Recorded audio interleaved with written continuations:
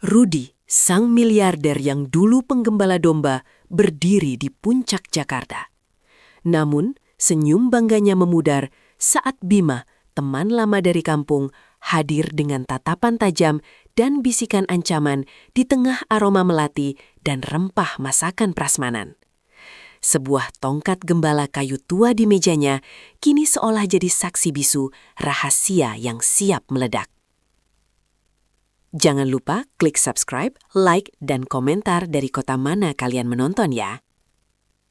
Saksikan bagaimana seorang penggembala domba harus berjuang mati-matian mempertahankan kejujurannya di tengah badai fitnah. Mata Rudi menatap ribuan pasang mata yang memuja, berdiri di panggung megah sebuah hotel bintang 5 Jakarta. Gemuruh tepuk tangan membahana, menyambut penutupan acara gala peluncuran proyek desa mandiri yang ia gagas. Ia mengenakan setelan jas paling mahal, namun sorot matanya tetap memancarkan kesederhanaan dari masa lampau. Foto dirinya yang muda, tersenyum lebar bersama domba-domba diproyeksikan di layar raksasa di belakangnya. Dari pengembala domba menjadi taipan, suara MC menggelegar, memuji perjalanan hidup Rudi yang legendaris. Senyumnya mengembang, menyembunyikan memori akan teriknya matahari di padang rumput. Istrinya, Santi, tersenyum bangga dari barisan terdepan, didampingi putrinya Rina yang baru pulang dari studi di luar negeri. Kekayaan Rudi kini terwujud dalam gedung-gedung pencakar langit yang menjulang, namun hatinya tak pernah jauh dari padang rumput hijau. Sebuah tongkat gembala kayu tua terukir detail tergeletak di meja kerja Rudi, jauh di lantai tertinggi kantornya. Goresan usang dan inisial R mengingatkannya pada siang-siang panjang di kaki gunung, saat ia masih bocah pengembala. Ia kecil sudah menunjukkan kecerdasan luar biasa, menghitung domba, memprediksi cuaca, dan memimpikan lebih dari sekedar hidup sederhana. Sebuah syalwal rajutan tangan peninggalan ibunya terkadang masih ia sentuh, mengingatkannya pada hangatnya rumah lama. Puluhan tahun silam, Rudi muda adalah penentu nasib ternaknya. Ia tahu betul cara menjaga kawanan domba agar tetap gemuk dan sehat. Visi besarnya sudah terlihat, bahkan saat teman-temannya hanya bermain-main. Ia pernah menyelamatkan seluruh ternak desa dari wabah, membuat semua orang terheran-heran. Padang gembala yang luas itu adalah sekolah pertamanya, tempat ia belajar arti kerja keras dan kejujuran. Ketika Rudi turun dari panggung, kerumunan langsung mengerumuninya. Banyak yang ingin berjabat tangan, mengambil foto, atau sekedar merasakan aura suksesnya. Di antara keramaian itu, seorang pria sebaya Rudi menyelinap masuk dengan senyum tipis yang terasa dingin. Pria itu, Bima, memiliki wajah yang keras dan sorot mata sinis. Ia memakai batik sederhana, kontras dengan kilauan gaun dan jas di sekelilingnya. Bima mendekati Rudi, mengulurkan tangan. "Selamat, Rud. Kau sudah sampai puncak," katanya. Suaranya pelan tapi penuh makna. "Masih ingat aku, teman seperjuangan dari kampung?" Rudi sedikit kaget. Senyumnya agak canggung. Ia mengingat Bima, seorang teman masa kecilnya yang dulu sering bersaing dengannya. "Tentu saja, Bima. Apa kabarmu?" jawab Rudi, mencoba bersikap ramah. Bima membalas jabatan tangan Rudi dengan genggaman yang terlalu erat. "Baik, Rud. Selalu baik. Cuma agak heran, bagaimana orang bisa lupa asal-usulnya?" bisik Bima. Matanya menatap tajam. Rudi merasa tidak nyaman, namun ia hanya bisa tersenyum masam. Beberapa saat kemudian, Rudi mencari tempat yang lebih sepi. Ia merasa Bima punya tujuan tersembunyi. Bima mengikutinya, menyudutkan Rudi di balik pilar besar aula. "Kita perlu bicara, Rud. Ada satu rahasia lama yang mungkin ingin kau kubur," kata Bima, suaranya merendah. Wajah Rudi langsung berubah tegang. "Maksudmu?" tanya Rudi. Jantungnya berdebar kencang. Bima tertawa pelan. "Kesepakatan tanah dulu itu, Rud. atau ternak? Mana saja. Kau kan pintar mengambil untung. Sejak dulu. Aku tahu semua ceritanya. Bima berhenti sejenak, membiarkan ancamannya meresap. Rudi menatapnya dengan pandangan tidak percaya. Dulu aku yang butuh uang, dan kau yang malah untung besar. Ingat? Lanjut Bima. Aku tawarkan gencatan senjata. Beri aku posisi kunci di proyek desa mandiri, dan saham besar. Atau aku akan pastikan, semua orang tahu caramu membangun kekayaan. Tangan Rudi mengepal, urat di lehernya menegang. Rudi menggelengkan kepala. Aku tidak pernah mengambil keuntungan darimu, Bima. Kau salah paham. Tidak ada yang aku ambil darimu. Rudi membantah. Nada suaranya tegas. Dan aku tidak akan pernah memberimu bagian dari proyek ini dengan cara seperti itu. Bima hanya tersenyum dingin. Baiklah kalau begitu. Semoga kau tidak menyesal, Ruth. Ini baru permulaan, kata Bima, lalu berbalik dan menghilang dalam kerumunan. Rudi berdiri terpaku. Hatinya dipenuhi amarah dan kebingungan. Ancaman itu terasa nyata, seperti duri tajam yang menusuk kebahagiaannya.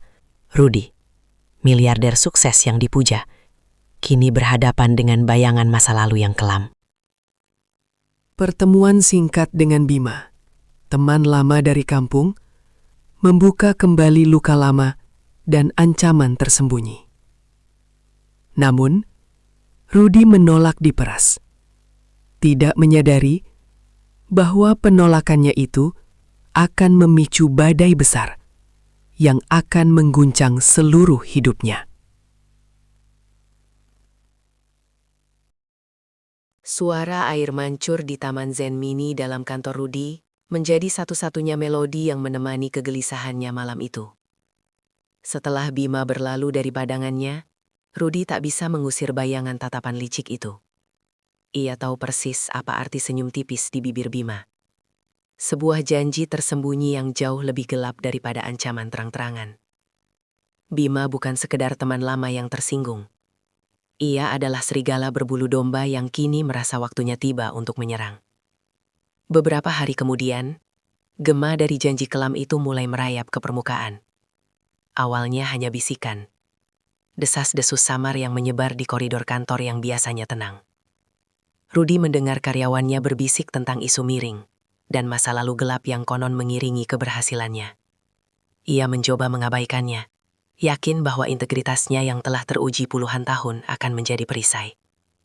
Namun, Bima tak bekerja sendirian dan tak bekerja secara langsung. Ia adalah pemain catur ulung yang tahu cara menggerakkan bidak-bidak kecil untuk menjatuhkan raja. Senja itu, saat Rudi sedang meneliti laporan keuangan proyek desa mandiri di kantor pusat perusahaan Rudi, sebuah gedung pencakar langit megah yang menjulang di langit Jakarta, Rina masuk ke ruang kerjanya. Wajah putrinya yang cerah kini dilingkupi awan kebingungan. Rina dengan idealisme yang masih menggebu-gebu setelah studi di luar negeri, meletakkan tabletnya di atas meja. Layarnya menampilkan sebuah artikel blog anonim. Judulnya provokatif, Dari Padang Gembala ke Puncak Menara, Jejak Ajaib atau Akal-akalan. Artikel itu tanpa menyebut nama Rudi secara eksplisit, mengulas kejanggalan transaksi tanah puluhan tahun lalu di sebuah desa terpencil yang melibatkan seorang pengusaha yang kini dielu-elukan sebagai filantrop. "Ayah, apa ini benar?" tanya Rina. Suaranya tercekat. Matanya yang biasanya penuh semangat kini memancarkan keraguan. "Maksudnya? Ayah pernah terlibat kasus tanah waktu muda. Teman-temanku di grup alumni mulai membicarakannya." Rudi meraih tablet itu. Sorot matanya menelusuri setiap kata. Ia segera mengenali narasi yang diputar-balikan, detail yang dilebih-lebihkan, dan insinuasi yang berbahaya. Ini adalah tangan Bima. "Tidak sayang, ini tidak benar. Ini fitnah," jawab Rudi. Suaranya mencoba terdengar tenang, meskipun di dalam hatinya badai mulai bergolak. "Ayah tidak pernah melakukan hal kotor seperti itu." Rina menghela napas, tapi detailnya terasa begitu spesifik. Tentang penjualan tanah warga yang murah, lalu tiba-tiba ada pengembang besar masuk, dan ada nama Bima disebut-sebut sebagai saksi mata yang dikhianati. Rudi menghela napas panjang. Bima memang ada di sana. Dia tahu persis apa yang terjadi. tapi versinya berbeda dengan kebenaran. Rudy mencoba menjelaskan, tetapi ia tahu bahwa berdebat dengan rumor yang sudah menyebar di era digital adalah seperti mencoba menangkap angin. Ini bukan sekadar gosip lagi. Ini adalah kampanye. Di hari-hari berikutnya, bisikan-bisikan itu tumbuh menjadi raungan. Berbagai media daring mulai mengangkat isu kejanggalan itu, mengutip sumber anonim dan mantan rekanan. Proyek Desa Mandiri yang seharusnya menjadi mahakarya filantropis Rudy mulai goyah. Investor yang semula antusias kini menunda keputusan mereka. Pertemuan dengan perwakilan pemerintah yang membahas izin proyek mendadak ditunda tanpa alasan jelas. Rudy tahu, ini bukan kebetulan. Serangan ini terkoordinasi, sebuah jaringan laba-laba yang rapi yang ditenun oleh tangan-tangan tak terlihat, namun terasa sekali jejak Bima di baliknya.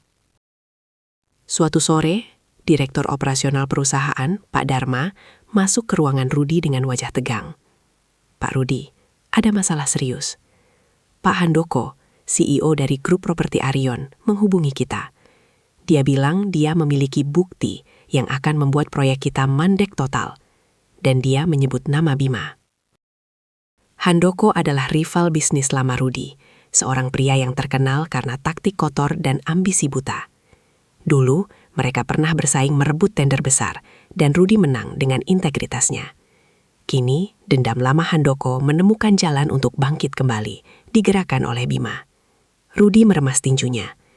Bima bukan hanya ingin balas dendam, ia ingin melihat Rudy jatuh dan hancur, bahkan siap bersekutu dengan iblis sekalipun. Rudy segera memerintahkan timnya untuk menginvestigasi. Tak butuh waktu lama untuk menemukan bahwa Bima kini bekerja sebagai konsultan khusus untuk Arion Group. Ia menyajikan serangkaian bukti manipulatif, salinan akta tanah lama desa yang tampak dimodifikasi, serta saksi-saksi palsu yang dengan lancar mengklaim Rudy telah mengkhianati perjanjian lama atau menipu masyarakat desa. Salah satu saksi, seorang pria tua yang wajahnya samar-samar Rudy ingat sebagai seseorang yang pernah tinggal di desa mereka, kini memberikan kesaksian palsu di depan kamera tersembunyi, menuduh Rudy mengambil keuntungan dari kemiskinan warga. Dalam rekaman video itu, pria tua itu tampak memegang akta tanah lama desa yang dimanipulasi, seolah-olah itu adalah bukti sah. Rudy merasakan getaran kemarahan yang membakar. Kebohongan yang tersusun rapi itu mulai merusak fondasi kepercayaannya pada kemanusiaan. Di rumah, suasana juga tak kalah berat. Santi, istri Rudy, yang biasanya menjadi pilar ketenangan, kini terlihat jelas menua oleh kekhawatiran. Garis-garis halus di sudut matanya semakin dalam. Ia selalu mendukung Rudy tanpa syarat. Namun badai fitnah ini adalah sesuatu yang belum pernah mereka hadapi. "Rudy, apa yang sebenarnya terjadi?" tanyanya suatu malam saat mereka duduk di teras rumah. Angin malam Jakarta yang panas terasa menyesakan. "Aku tahu kamu bukan orang seperti yang mereka tuduhkan. Tapi, bagaimana kita akan melawan ini?" Rina, yang biasanya bersemangat menceritakan ide-ide baru untuk startup sosial, kini menjadi pendiam. Raut wajahnya penuh dilema. Suatu pagi, setelah sarapan, ia datang ke ruangan Rudy. Ayah, aku bertemu teman-temanku semalam. Mereka menunjukkan lebih banyak artikel dan bahkan beberapa video di media sosial. Ada yang bilang ayah pernah memeras penduduk desa agar menjual tanah mereka dengan harga rendah. Rina menatap Rudy. Tatapannya menyiratkan permintaan penjelasan yang mendalam. "Aku percaya, Ayah, tapi semua bukti itu membuatku bingung. Cerita Ayah tentang perjuangan dari nol, selalu dengan jujur, itu yang menginspirasiku. Tapi apa yang terjadi sekarang, ini sangat kontradiktif." Hati Rudy teriris mendengar keraguan dari putrinya sendiri. Ia tahu betapa pentingnya menjaga citra di mata Rina, yang melihatnya sebagai pahlawan. Ia memegang tongkat gembala kayu ukiran yang selalu ia simpan di sudut ruangan kerjanya. Jarinya menelusuri ukiran nama ayahnya. Tongkat itu adalah pengingat konstan akan asal-usul dan nilai-nilai yang ia pegang teguh. Rudy memejamkan mata, membiarkan ingatan masa lalu membanjiri benaknya. Ingatan akan padang gembala yang asri, sumpah ayahnya tentang kejujuran, dan bagaimana ia menolak tawaran licik Bima puluhan tahun silam untuk memanipulasi penjualan tanah warga demi keuntungan pribadi. Tekanan mencapai puncaknya ketika salah satu bank terbesar yang menjadi mitra utama proyek Desa Mandiri menarik diri dari pendanaan, mengutip risiko reputasi yang tidak dapat diterima. Ini adalah pukulan telak. Rudi tahu ia tidak bisa lagi bersembunyi atau menunggu badai berlalu. Ia harus menghadapi Bima. Melalui seorang perantara, Rudi mengatur pertemuan dengan Bima. Rudi memilih sebuah kedai kopi kelas menengah di Jakarta Selatan, tempat yang cukup ramai untuk mencegah kekerasan fisik, namun cukup personal untuk sebuah konfrontasi empat mata. Bima datang dengan seringai kemenangan yang tercetak jelas di wajahnya, mengenakan kemeja batik yang terlalu mencolok dan arloji mahal yang tampak mencolok. Ia terlihat seperti orang yang sudah lama haus dan kini menemukan mata air. "Senang bertemu denganmu lagi, Rudi," sapa Bima, nada suaranya berlebihan. "Aku harap kau sudah mempertimbangkan tawaranku." Rudi menatapnya tajam. "Apa maumu, Bima? Berapa banyak yang kau inginkan untuk menghentikan semua omong kosong ini?" Bima tertawa pelan. Tawanya terdengar seperti gesekan batu. "Bukan berapa banyak, Rudi, tapi apa yang adil. Aku sudah menunggu puluhan tahun untuk kompensasi ini." Ia menyeruput kopi, matanya yang kelabu menyorot tajam. "Aku menuntut sejumlah besar uang tunai. Katakanlah 2 triliun rupiah. Sebagai kompensasi atas kerugian masa lalu yang kau sebabkan padaku. Dan kau juga harus memberiku kepemilikan saham mayoritas di proyek Desa Mandiri, serta serah terima beberapa asetmu yang paling menguntungkan." Bima menyebut beberapa nama perusahaan Rudi yang berharga. "Anggap saja ini sebagai bagian dari kesepakatan yang kau ingkari dulu." Rudi merasakan darahnya mendidih. Kesepakatan apa? Tidak pernah ada kesepakatan curang. "Kau mencoba memanipulasi warga desa, dan aku menolaknya." Bima mengangkat bahu, seolah Rudi sedang berhalusinasi.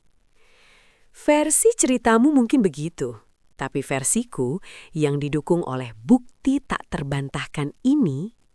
Ia mengeluarkan sebuah rekaman video lawas dan sebuah amplop tebal dari tasnya, menunjukkannya pada Rudi. "Akan menghancurkan reputasimu selamanya. Aku punya saksi-saksi, dokumen-dokumen, bahkan rekaman percakapan yang bisa kubengkokkan untuk membuatmu terlihat seperti penjahat paling licik. Publik akan percaya." Rudi menatap mata Bima, melihat kegelapan dan dendam yang mendalam. Ini bukan tentang uang semata. Ini tentang kehancuran dirinya. "Kau tahu, Bima," kata Rudi, suaranya pelan namun penuh getaran emosi. "Aku tidak akan pernah sujud pada pemeras. Apa yang kau tuduhkan padaku adalah kebohongan. Dan aku tidak akan membiarkan kebohongan menghancurkan apa yang kubangun dengan keringat dan kejujuran." Bima menyeringai dingin. "Oh, kau akan membiarkannya, Rudi. Atau kau akan melihat duniamu runtuh berkeping-keping. Aku bersumpah, ini bukan ancaman, ini janji. Jika tuntutanku tidak dipenuhi dalam 24 jam, besok pagi kau akan bangun menjadi orang paling dibenci di negeri ini. Dan kali ini, semua bukti itu akan disajikan di hadapan jutaan mata." Ia bangkit, meninggalkan amplop tebal dan rekaman video itu di meja, seolah itu adalah bom waktu yang sudah aktif. Rudi hanya bisa menatap punggung Bima yang menghilang di tengah keramaian kedai. Hatinya hancur atas kejahatan temannya. Ia kini harus memilih antara reputasi dan integritasnya, menghadapi kenyataan pahit bahwa kebenaran pun bisa dengan mudah diputarbalikan menjadi senjata mematikan. Setelah pertemuannya dengan Bima, Rudi kembali ke kantornya yang mewah, namun hatinya terasa hampa dan terluka. Ia tahu Bima tidak main-main. Ancaman Bima untuk membongkar bukti tak terbantahkan bukan sekadar gertakan, melainkan janji kelam yang akan segera ditepati. Rudi memikirkan Santi yang cemas dan Rina yang mulai ragu, serta proyek Desa Mandiri yang terancam gagal. Ia tahu esok hari akan menjadi penentuan. Berbagai rumor tentang asal-usul kekayaan Rudi yang konon tak bersih mulai menyebar luas di media daring, memicu pertanyaan dan keraguan di kalangan publik. Proyek Desa Mandiri Rudi pun digoyang oleh intrik bisnis yang memuncak, dengan Bima bekerja sama dengan rival lama Rudi dan menyajikan bukti manipulatif serta saksi palsu. Rudy menatap rekaman video dan amplop tebal yang ditinggalkan Bima. Tangannya gemetar. Esok, dunianya bisa berubah menjadi puing-puing, dan ia harus memutuskan bagaimana cara menyelamatkan diri tanpa harus mengorbankan apa yang paling ia hargai. Gemeruruh ponsel Rudy di meja marmer tak lagi berupa panggilan bisnis atau ucapan selamat, melainkan rentetan notifikasi bencana yang datang bagai rentetan meriam. Malam itu, sesaat setelah Bima melangkah pergi dari pertemuan dengan senyum penuh ancaman, badai yang ia janjikan benar-benar datang, bukan sebagai rintik gerimis, melainkan topan yang mengoyak tenang. Sebuah portal berita investigasi daring yang sebelumnya tidak terlalu dikenal, kini mendadak menjadi sorotan nasional dengan judul sensasional, Miliarder Rudy Santosa, dari penggembala domba menjadi predator lahan desa. Rudy terbangun oleh suara getar tanpa henti. Di layar tabletnya, sebuah laporan investigasi panjang terpampang, lengkap dengan foto-foto buram dari masa mudanya, dan yang paling menyayat hati, video pendek yang telah diedit secara cermat. Video itu memperlihatkan dirinya muda, sedang berbicara dengan warga desa di hadapan tumpukan dokumen tanah, seolah-olah sedang memaksa mereka. Narasi di bawahnya menuduh Rudy melakukan penipuan lahan skala besar, memanipulasi penjualan tanah warga miskin demi keuntungan pribadi, dan parahnya, meninggalkan Bima dalam kemiskinan setelah mengkhianati perjanjian mereka. Seluruh narasi berputar pada klaim bahwa Rudy menggunakan kepintarannya untuk menipu, bukan untuk membangun. Pagi itu, kantor pusat perusahaan Rudy di Gedung Pencakar Langit Jakarta, yang biasanya gemuruh oleh aktivitas teratur, kini menjadi sarang lebah yang terusik. Telepon-telepon berdering tanpa henti, email masuk bertubi-tubi, dan wajah-wajah para direksi serta karyawan diselimuti kepanikan. Rudy duduk di ruang rapat utama, dikelilingi oleh tim pengacaranya yang tampak tegang. Santi yang mencoba menenangkan diri dengan menggenggam tangannya erat, dan Rina yang wajahnya pucat pasi. Di layar proyektor raksasa, terpampang grafik saham perusahaan yang meluncur bebas, memerah pekat, seolah darah keluar dari nadi yang terputus. Proyek desa mandiri yang menjadi kebanggaannya kini resmi dibatalkan oleh pihak pemerintah dan investor yang semuanya menarik diri dengan alasan menjaga reputasi dan menunggu kejelasan hukum. Tuan Rudy, ini lebih buruk dari yang kami perkirakan. Ucap Arya, kepala tim hukum, suaranya berat. Bima tidak hanya menyerang reputasi, tapi langsung ke fondasi bisnis Anda. Ada gugatan hukum massal dari beberapa mantan investor proyek desa mandiri yang menuntut ganti rugi atas pembatalan proyek. Dan yang lebih serius, laporan dari warga desa yang dia rekayasa. Mereka mengklaim tanah mereka diambil secara tidak sah. Rudy hanya memejamkan mata sesaat. Bayangan wajah Bima yang penuh dendam terlintas. Ia tahu ini akan terjadi, tapi tidak menyangka serangannya begitu terencana dan kejam. Publik kini mencacinya, menunjuknya sebagai serigala berbulu domba. Dari pujian sebagai ikon dari penggembala domba jadi taipan, kini ia dicap sebagai penipu ulung yang memanfaatkan kesederhanaan masa lalunya untuk membangun citra. Ayah, bagaimana ini bisa terjadi? Suara Rina pecah, matanya berkaca-kaca. Ia melihat ayahnya bukan hanya sebagai miliarder sukses, tapi juga sebagai sosok pahlawan yang selalu berpegang pada integritas. Kini, dunia seolah berbalik, meruntuhkan semua yang ia yakini. Apakah cerita itu benar? Pertanyaan Rina menusuk hati Rudy lebih dalam daripada semua kerugian finansial atau cacian publik. Ia melihat kebingungan dan kekecewaan di mata putrinya. Ia meraih tangan Rina, menggenggamnya kuat. Rina, dengarkan ayah. Ayah tidak pernah menipu siapapun. Tidak pernah. Santi memeluk Rina, mencoba memberikan kekuatan yang ia sendiri pun nyaris tak punya. Kami tahu itu sayang. Ayahmu bukan orang seperti itu. Namun di tengah badai informasi yang begitu masif, keyakinan personal mereka seolah tak berarti apa-apa di hadapan amukan massa dan media. Tim pengacara menyajikan opsi-opsi. Kami bisa mengajukan tuntutan balik atas pencemaran nama baik, tapi prosesnya akan panjang, kata Arya. Atau kita bisa mencoba penyelesaian di luar pengadilan dengan Bima, menawarkan sebagian kecil dari tuntutannya untuk meredakan situasi. Penyelesaian di luar pengadilan. Rudi menatap Arya tajam. Untuk apa? Agar terlihat seolah-olah saya bersalah? Agar Bima menang? Bukan begitu, Tuan Rudi. Ini adalah strategi minimalisasi resiko. Kita bisa bernegosiasi agar isu ini tidak semakin membesar, terutama di media. Opini publik saat ini sangat negatif. Jika kita melawan habis-habisan tanpa bukti yang bisa langsung menumbangkan Bima, kita akan kalah di mata publik. Arya menjelaskan, berusaha merasionalisasi keputusan yang sulit. Bima punya semua narasi yang dia butuhkan. Korban, teman lama yang dikhianati, dan Anda sebagai sosok yang terlalu kuat untuk dilawan. Kita perlu mengubah narasi itu. Dan itu butuh waktu. Atau kompromi. Rudi bangkit dari kursinya, berjalan menuju jendela kaca lebar yang membentang dari lantai ke langit-langit. Menatap kota Jakarta yang gemerlap di bawah sana, kota yang menjadi saksi bisu kesuksesannya. Kini seolah memunggungi dirinya. Ia memegang tongkat gembala kayunya yang selalu ia simpan di sudut ruangan. Sebuah benda usang yang terasa asing di kemewahan kantornya. Jemarinya meraba ukiran inisialnya yang samar di sana. Tongkat ini, shawl wol rajutan tangan yang kini tersimpan rapi di laci mejanya, dan buku catatan keuangan tulisan tangan lamanya. Semua itu adalah saksi bisu perjuangannya. Ayahnya, seorang gembala sederhana dengan prinsip-prinsip teguh, pernah berkata, "Rudi, domba bisa hilang, uang bisa habis, tapi kejujuran adalah bekalmu sampai mati. Jangan pernah mengkhianati dirimu sendiri, apalagi orang lain." Sumpah itu kini bergaung di telinganya. "Tidak," kata Rudi, suaranya pelan namun tegas, membuat semua orang di ruangan itu menoleh. "Kita tidak akan mengambil jalan pintas.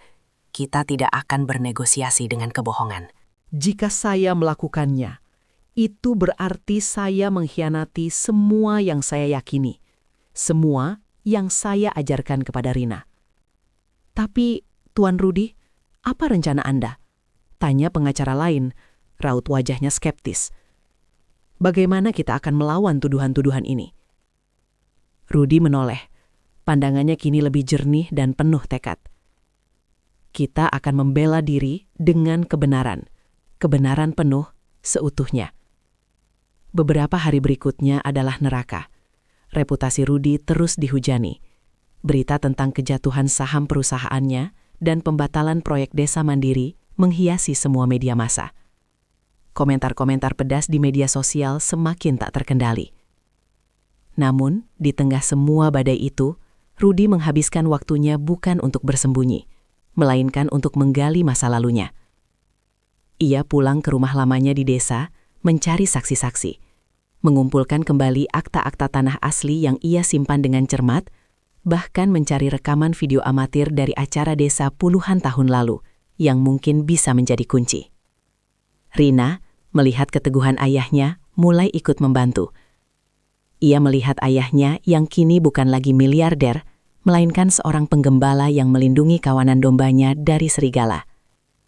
Ia melihat ayahnya yang berjuang bukan untuk kekayaan, tapi untuk harga diri dan kebenaran. Perlahan, keraguannya berganti menjadi kekaguman dan dukungan penuh. Santi pun, dengan cemas yang masih melingkupi, ikut menopang, menyiapkan makanan, dan memastikan Rudi tetap istirahat meskipun pikirannya terus bekerja. "Kita akan adakan konferensi pers." Rudi akhirnya memutuskan, berdiri di hadapan timnya. "Saya tidak akan membantah satu persatu tuduhan Bima. Saya akan menceritakan semuanya, dari awal sampai akhir. Biar publik yang menilai." Arya dan tim hukumnya sempat keberatan. "Itu terlalu berisiko, Tuan Rudi. Membuka semua detail bisa jadi bumerang. Kita bisa fokus pada bukti-bukti hukum saja." "Tidak. Ini bukan hanya tentang hukum," bantah Rudi. "Ini tentang kebenaran. Tentang mengapa Bima melakukan ini, dan mengapa saya melakukan apa yang saya lakukan saat itu. Jika saya hanya membantah, itu tidak akan cukup. Orang-orang butuh tahu konteks, butuh tahu alasan." Dengan berat hati, tim hukum Rudi menyetujui. Mereka bekerja siang malam, menelusuri setiap detail, mengumpulkan setiap lembar bukti fisik yang bisa menopang cerita Rudi. Akta tanah asli, buku catatan keuangan tulisan tangan Rudi yang mencatat setiap transaksi kecil dengan teliti, dan bahkan beberapa surat pernyataan dari warga desa yang masih ingat bagaimana Rudi membela mereka di masa lalu. Tantangan terbesar adalah rekaman video lama yang sempat diedit Bima. Rudi yakin ia punya rekaman aslinya, atau setidaknya seseorang di desa masih memilikinya. Setelah pencarian yang intens, ia menemukannya di tangan seorang teman lama yang menyimpannya sebagai kenang-kenangan. Sebuah rekaman kasar dari sebuah pesta desa, di mana ia dan Bima muda terlihat berinteraksi, namun dengan percakapan yang sangat berbeda dari versi yang diedit Bima. Hari yang menentukan pun tiba. Ruang konferensi pers yang luas di salah satu hotel bintang 5 di Jakarta dibanjiri oleh wartawan dari seluruh penjuru negeri. Kamera-kamera berkedip tanpa henti dan sorot lampu menyorot podium. Acara ini disiarkan langsung oleh beberapa stasiun televisi nasional dan daring, menjadikannya tontonan utama bagi jutaan pasang mata yang haus akan drama dan kebenaran. Di samping Rudi, duduk Santi dan Rina, yang meskipun tegang menunjukkan dukungan tak tergoyahkan. Di belakang mereka, tim hukum dan beberapa direksi yang masih setia tampak siap siaga. Rudi melangkah ke podium. Wajahnya tenang, tatapannya lurus, kontras dengan gemuruh pertanyaan yang datang bertubi-tubi dari wartawan. Ia mengangkat tangannya, meminta keheningan. Terima kasih sudah hadir. Saya tahu banyak sekali pertanyaan di benak Anda semua. Banyak tuduhan yang beredar. Saya tidak akan membantah satu persatu hari ini. Sebuah bisikan tak percaya menyebar di antara para wartawan. Apa artinya ini? Apakah ia mengakui kesalahannya? Rudi melanjutkan, suaranya mantap. Saya datang bukan untuk membantah, tapi untuk menceritakan kisah yang utuh. Kisah yang terpotong dan dimanipulasi oleh seseorang yang dulu saya anggap sebagai saudara. Ia memulai ceritanya dengan gambaran masa kecilnya di desa, sebagai penggembala domba. Dengan gaya bahasa yang adaptif, ia melukiskan kehidupan sederhana namun penuh makna, tentang bagaimana ia belajar kejujuran dari alam, dari domba-dombanya, dan dari ayahnya. Ia bercerita tentang persahabatannya dengan Bima, tawa dan impian mereka di padang rumput. Namun, ia tidak berhenti di sana. Ia masuk ke inti konflik. Puluhan tahun lalu, ketika saya dan Bima masih sangat muda, Rudi mengambil jeda, menatap lurus ke arah kamera utama. Terjadi sebuah proyek pembangunan yang menjanjikan kemajuan desa kami. Saat itu, ada sekelompok orang, termasuk Bima, yang melihat kesempatan itu sebagai jalan pintas untuk mendapatkan keuntungan besar dari penjualan tanah warga. Mereka berencana untuk membeli tanah warga dengan harga sangat murah, lalu menjualnya kembali ke pengembang dengan harga berkali-kali lipat. Ruangan hening. Para wartawan mencatat dengan cepat. Saya menolak untuk ikut serta. Bukan hanya menolak, saya bahkan mengambil resiko pribadi. Saya memperingatkan warga, mengumpulkan mereka, menjelaskan hak-hak mereka. Saya berkeliling dari rumah ke rumah, membantu mereka mengurus akta tanah asli mereka, memastikan mereka tidak menjual tanahnya di bawah harga pasar, bahkan membantu negosiasi langsung dengan pengembang agar warga mendapatkan bagian yang adil. Rudi mengisyaratkan kepada Arya. Sebuah layar besar di belakangnya menyala, menampilkan akta-akta tanah lama. Beberapa di antaranya ditandatangani oleh Rudi sebagai saksi. Ini adalah akta-akta tanah asli yang saya bantu urus. Dan ini adalah buku catatan keuangan tulisan tangan saya dari masa itu yang menunjukkan setiap pengeluaran kecil saya untuk membantu warga mengurus dokumen, bukan untuk membeli tanah mereka. Bima menganggap tindakan saya ini sebagai pengkhianatan. Lanjut Rudi, tatapannya kini berubah menjadi sedikit melankolis, penuh kesedihan akan pertemanan yang hancur. Karena dia kehilangan potensi keuntungan ilegalnya, dia melihat saya sebagai penghalang, dan sejak saat itu, bibit dendam mulai tumbuh di hatinya. Kini Rudi beralih ke rekaman video yang diedit. Video yang beredar, yang seolah-olah menunjukkan saya memaksa warga, adalah hasil potongan. Saya ingin menunjukkan kepada Anda semua rekaman aslinya. Arya memutar rekaman video aslinya. Meskipun buram dan bergoyang, video itu jelas menunjukkan Rudi muda sedang berbicara dengan warga, tetapi bukan dengan nada memaksa. Ia terlihat bersemangat, mengajari mereka tentang hak-hak mereka, dan kemudian ada adegan di mana Bima muda mencoba membujuk Rudi untuk mempercepat proses penjualan tanah dengan sedikit sentuhan, yang kemudian ditolak keras oleh Rudi.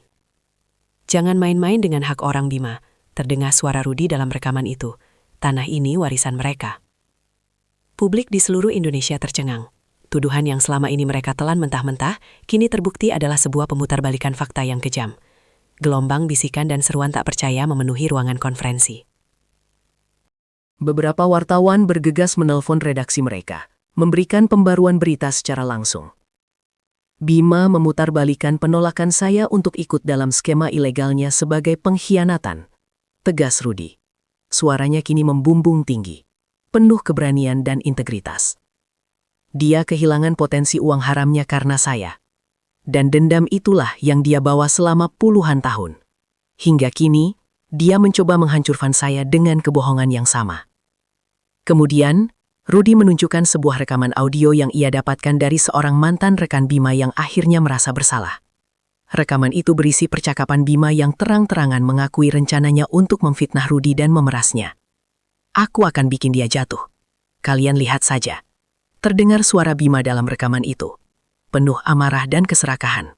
Diiringi tawarnya saat ia menjelaskan bagaimana ia akan memanipulasi media dan dokumen. Suasana di ruangan itu berubah drastis. Dari skeptisisme dan permusuhan, kini terpancar kekaguman dan keterkejutan. Publik yang sebelumnya mencaci maki, kini berbalik arah. Sebuah tepuk tangan kecil dimulai di barisan belakang. Kemudian menyebar, hingga seluruh ruangan bergemuruh oleh tepuk tangan yang mengapresiasi keberanian Rudi. Air mata mengalir di pipi Rina dan Santi. Di layar televisi, wajah Bima terlihat pucat pasi, terpaku pada siaran langsung konferensi pers Rudi. Tangannya mengepal, gemetar. Rencananya yang sempurna kini hancur ke berkeping-keping di hadapan jutaan orang. Kebenaran yang telanjang, yang ia coba kubur dalam-dalam, kini berbalik menusuknya, telak. Rudi Santosa, sang penembala domba yang menjadi taipan, telah membuktikan bahwa integritas adalah kekayaan sejati yang tak bisa dibeli atau dihancurkan. Ia mungkin telah kehilangan banyak uang, reputasinya sempat tercoreng. Namun kini, ia berdiri tegak, kembali menjadi sosok inspiratif yang ia yakini. Namun, di tengah sorakan dan tepuk tangan, sebuah notifikasi tiba-tiba muncul di layar ponsel Arya. Kepolisian telah menerima laporan terkait dugaan pencemaran nama baik dan percobaan penipuan, tengah melakukan penjemputan terhadap saudara Bima. Meskipun kebenaran telah terungkap dan dukungan publik berbalik, sorot kamera masih membidik tajam ke arah pintu masuk gedung konferensi, di mana sebuah mobil polisi baru saja tiba. Sementara di dalam, Bima menyaksikan kehancuran dirinya di layar televisi, dengan tatapan mata yang gelap dan penuh ancaman, seolah dendam itu tak akan pernah pudar begitu saja. Rudi telah memilih untuk mengungkapkan kebenaran utuh, meskipun pahit, di depan publik, menunjukkan keberanian dan kejujuran yang menginspirasi. Tuduhan Bima berbalik melawannya, dan ia kini dihadapkan pada konsekuensi hukum atas fitnah dan percobaan penipuan. Namun, dengan mata merah dan kepalan tangan yang mengerat, Bima seolah masih menyimpan satu lagi kartu, satu lagi tatapan maut yang mengisyaratkan bahwa pertarungan ini mungkin belum sepenuhnya usai. Gemuruh tepuk tangan masih terasa menggetarkan.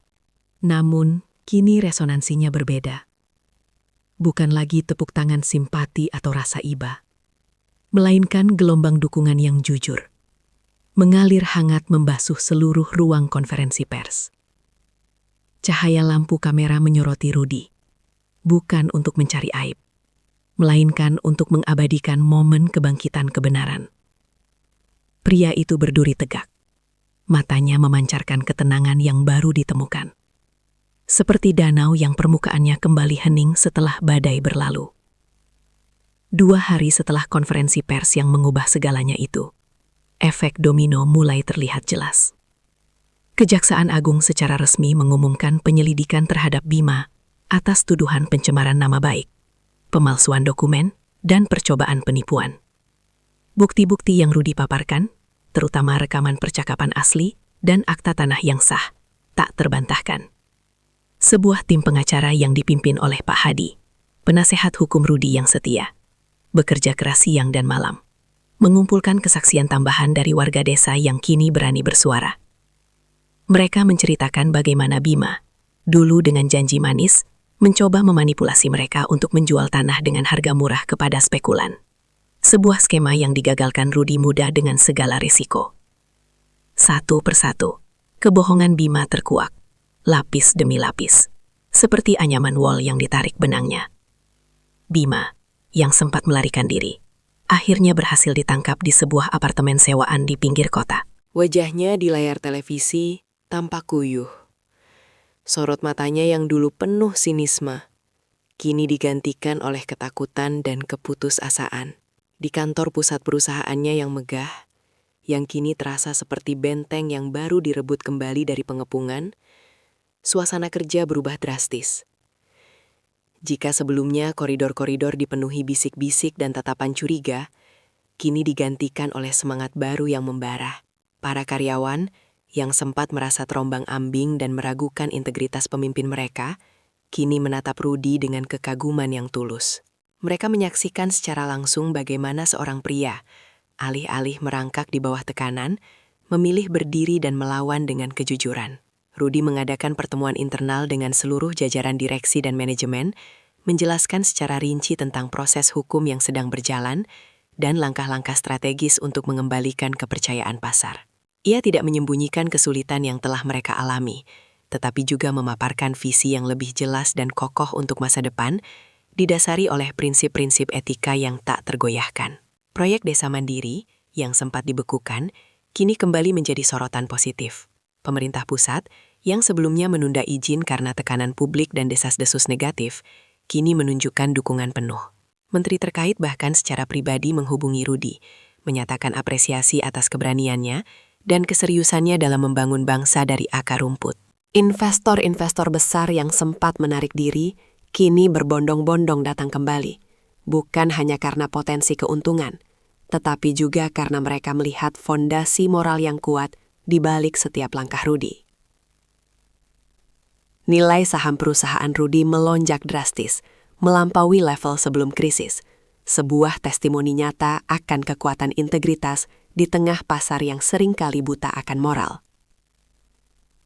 Sebuah konferensi pers kedua yang lebih kecil diadakan, khusus untuk mengumumkan peluncuran kembali proyek Desa Mandiri dengan skala yang lebih besar, menggandeng lebih banyak komunitas lokal dan pakar pembangunan perdesaan.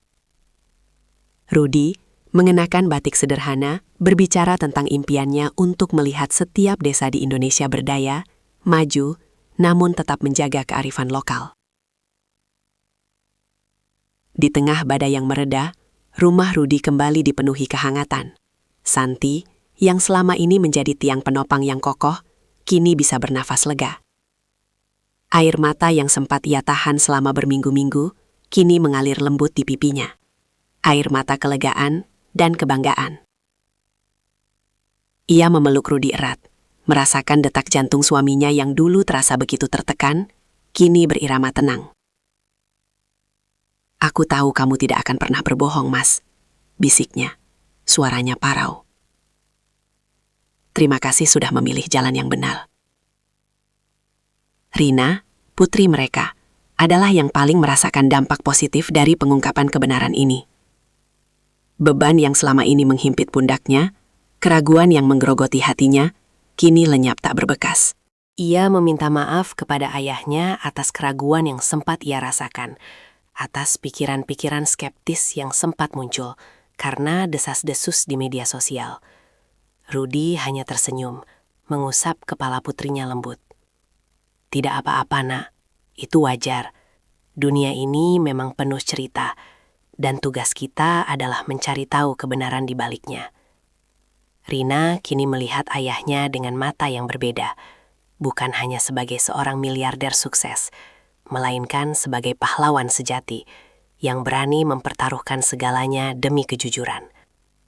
Pengalaman ini membentuk karakternya, menanamkan pelajaran berharga tentang integritas dan kompleksitas hidup. Ia menyadari bahwa idealisme harus diimbangi dengan kebijaksanaan dan kemampuan untuk membedakan mana kebenaran sejati di tengah lautan informasi. Ia bahkan mulai aktif terlibat dalam tim proyek Desa Mandiri, menawarkan ide-ide segar tentang pemberdayaan pemuda desa melalui teknologi dan pelatihan kewirausahaan. Hubungan mereka yang sempat terentang kini terjalin lebih erat dan penuh pengertian. Papa, aku baru sadar. Dulu aku cuma melihat kesuksesan Papa dari angka-angka di laporan keuangan. Sekarang, aku melihatnya dari mata bapak-bapak petani di desa, dari senyum anak-anak yang akan punya sekolah lebih baik. Ujar Rina suatu sore, saat mereka duduk bersama di beranda rumah, menikmati secangkir teh. Rudy menatap putrinya, hatinya dipenuhi kebanggaan. Itulah warisan sejatinya, bukan apa yang kita kumpulkan, tapi apa yang kita tinggalkan. Beberapa minggu kemudian, setelah semua badai benar-benar berlalu dan sistem kembali berjalan normal, Rudy merasakan kerinduan yang mendalam akan tempat asalnya. Ia memutuskan untuk pulang ke desa, bukan dengan iring-iringan mobil mewah, melainkan hanya dengan sebuah SUV sederhana, ditemani Santi dan Rina. Perjalanan ke desa di kaki gunung itu terasa berbeda kali ini. Pemandangan hamparan sawah hijau yang membentang luas, aroma tanah basah sehabis hujan, dan kicauan burung yang merdu, semuanya terasa seperti pelukan hangat yang telah lama ia rindukan. Ketika mobil mereka memasuki gerbang desa, warga sudah menanti. Mereka tidak berteriak-teriak histeris seperti penggemar selebriti, melainkan menyambut dengan senyum tulus, lambaian tangan hangat, dan tatapan mata penuh rasa hormat. Anak-anak kecil berlarian menghampiri, berebut untuk menyalami tangan Rudy. Para sesepuh desa berdiri di barisan depan, menyambutnya dengan pelukan erat. "Nak Rudy, kami tahu kamu tidak pernah berubah," kata Pak Lurah. Suaranya bergetar. "Terima kasih sudah menjaga nama baik kami, menjaga nama baik desa ini." Rudy berjalan menyusuri jalan setapak yang dulu sering ia lalui saat menggembalakan domba. Setiap sudut desa menyimpan kenangan masa kecilnya.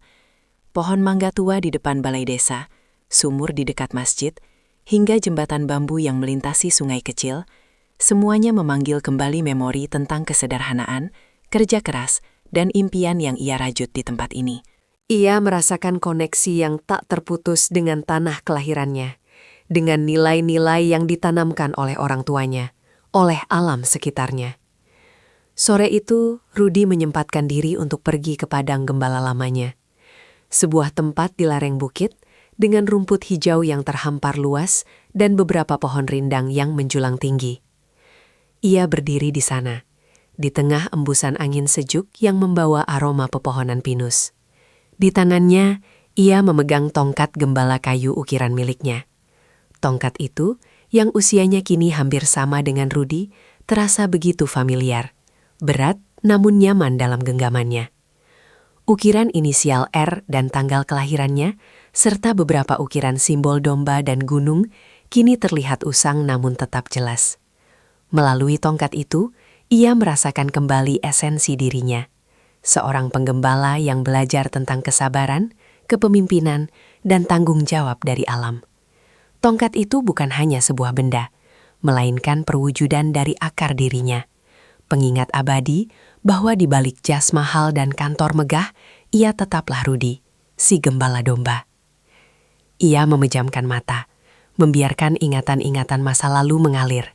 Bagaimana ia pernah menghabiskan berjam-jam berbicara dengan domba-dombanya. Bagaimana ia belajar membaca cuaca dari arah angin.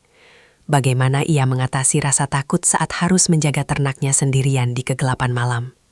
Semua itu adalah pelajaran berharga yang membentuk karakternya, memberinya fondasi untuk membangun kerajaannya di kemudian hari. Ia menyadari bahwa keberhasilan sejatinya bukanlah tentang mengakuisisi, melainkan tentang mempertahankan integritas di tengah godaan. Bukan tentang menguasai, melainkan tentang melayani. Dari balik pepohonan, Rina dan Santi diam-diam memperhatikan Rudy. Mereka melihat ketenangan di wajahnya, aura kedamaian yang terpancar kuat. Rina menggamit lengan ibunya. "Papa terlihat utuh, Bu?" bisiknya. Santi mengangguk, senyum tipis terukir di bibirnya. "Dia selalu utuh, Nak. Hanya saja, terkadang dunia mencoba merobek-robeknya. Sebagai wujud nyata dari komitmennya, Rudy mengumumkan inisiatif baru, sebuah program jangka panjang untuk melestarikan budaya dan lingkungan desa asalnya. Proyek ini tidak hanya berfokus pada pembangunan infrastruktur, tetapi juga pada revitalisasi seni tradisional, pelatihan keterampilan lokal, dan konservasi alam, termasuk penanaman kembali hutan yang sempat gundul di lereng gunung. Ia menunjuk Rina sebagai salah satu koordinator utama proyek ini, memberinya tanggung jawab besar dan kepercayaan penuh. Kita harus memastikan bahwa akar tempat kita berasal tidak akan pernah dilupakan, katanya dalam pidato singkat di depan warga desa. Suaranya memantul di antara bukit-bukit. Bahwa nilai-nilai luhur yang diajarkan oleh para leluhur kita, oleh tanah ini, akan terus hidup dan diwariskan kepada generasi mendatang. Ia mengakhiri pidatonya dengan sebuah metafora sederhana. Dulu, aku hanya seorang penggembala yang menjaga domba-domba. Sekarang, aku merasa seperti seorang penjaga hutan, menjaga setiap pohon, setiap mata air, setiap cerita yang membentuk desa ini. Karena tanpa akar yang kuat, pohon setinggi apapun akan mudah tumbang diterpa badai. Warga desa bertepuk tangan meriah, mata mereka berkaca-kaca. Mereka melihat bukan hanya seorang miliarder, tetapi seorang anak desa yang tidak pernah melupakan asal-usulnya. Rudy berdiri di puncak bukit, memandangi desanya yang kini bercahaya oleh mentari senja. Hamparan padang gembala, sungai yang berkelok, rumah-rumah sederhana yang beratap genting merah. Semuanya tampak indah dan damai. Ia tersenyum, merasakan kedamaian yang tulus meresap ke dalam jiwanya. Perjalanan hidupnya mungkin penuh liku, dari padang gembala ke puncak gedung pencakar langit, dari kesederhanaan ke kemewahan, dan kembali lagi ke esensi dirinya. Ia kini benar-benar menyadari bahwa warisan sejati bukanlah berapa banyak uang yang ia miliki, bukan seberapa tinggi jabatannya, melainkan integritas yang ia pertahankan, kejujuran yang ia junjung tinggi, dan inspirasi yang ia berikan kepada orang lain. Dengan tongkat gembala di tangan, ia merasa utuh, damai dengan masa lalunya, dan siap menghadapi masa depan yang terbentang luas, dengan nilai-nilai penggembala domba yang takkan pernah ia lepas. Hari-hari berlalu, dan proyek-proyek baru Rudy di desa berjalan lancar, menjadi model percontohan pembangunan berkelanjutan yang diakui secara nasional. Namun, di tengah semua kesuksesan yang melingkupinya, sebuah pertanyaan baru perlahan mulai tumbuh di benak Rina. Sebuah dilema etis yang akan menguji tidak hanya kebijaksanaannya, tetapi juga warisan nilai-nilai yang baru saja ia pelajari. Rudy berhasil membuktikan kejujurannya, memulihkan reputasinya, dan mengaktifkan kembali proyek desa mandiri. Sementara Bima menghadapi konsekuensi hukum atas kebohongannya. Keluarga Rudy kembali harmonis, dan Rudy kembali ke desa asalnya, merenungkan perjalanan hidupnya dan meluncurkan inisiatif pelestarian budaya. Meskipun semua tampak damai, sebuah keputusan bisnis baru yang melibatkan Rina, berkaitan dengan perluasan proyek ke desa lain, berpotensi membuka lembaran baru konflik moral yang tak terduga.